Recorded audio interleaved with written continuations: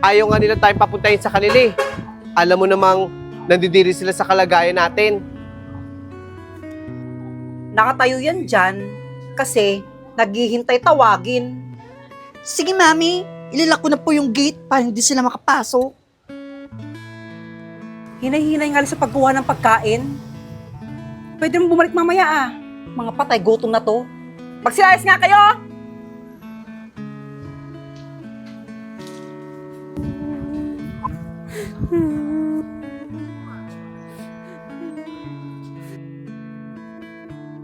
Akala mo sino silang mayayaman. Kung ito rin tayo, mas masahol pa sa hayop. Di ba sinabi ko na sa'yo na wag na tayong pupunta kahit kailan doon? Hindi mo ba natatandaan? Hindi nila tayo tinulungan nung namatay si tatay. O sige Mare, pahihiramin kita na 100,000 pesos. Isisend ko lang sa bangko mo ha. Salamat, Mars. Pero sure ka ba na 100,000 lang hiramin mo? Oo, Mars. Bibili lang kasi ako ng O siya, sige, ikaw bahala. Kita, baka ho, pwede po makahiram ng pera. Kailangan lang po talaga namin eh. Kailangan na pong operahan si tatay. Anong ginagawa niyo sa pamamahay ko? Sino nagpapasok sa inyo dito? Magnanakaw kayo, no?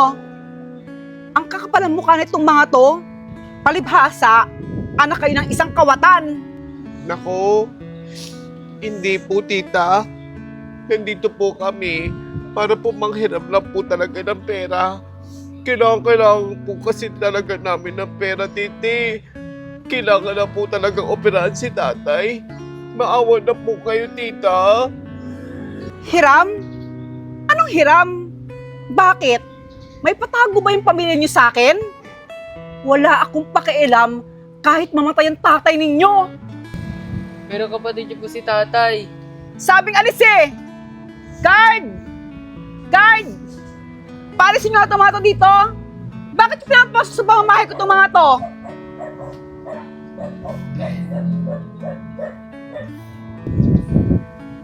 Mga tulisan na to?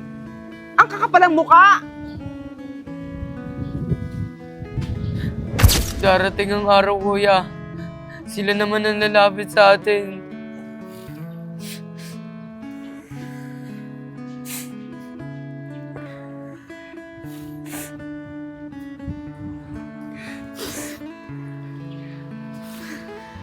Mapapalayas na kami sa bahay. Halos lahat ng ipon namin mag-asawa napunta lang sa pagpapagamot niya. Kahit pangkain, wala. Ito na ata yung tinatawag na karma. Karma na ata ito sa pamilya namin.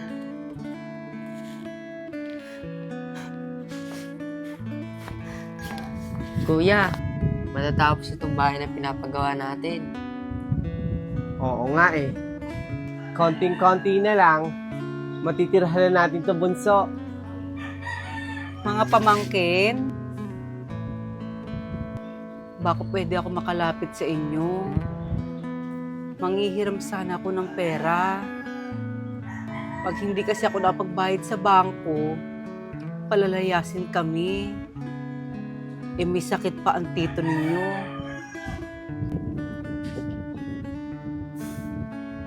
Sige tita, magpaperam kami ng kapatid ko ng pera.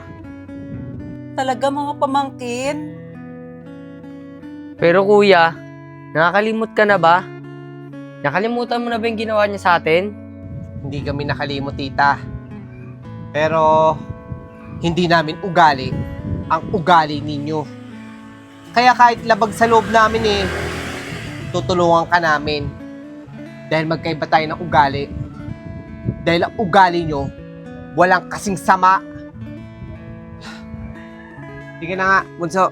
Pumunta ka na lang sa bahay. Pahiramin na lang kita ng pera.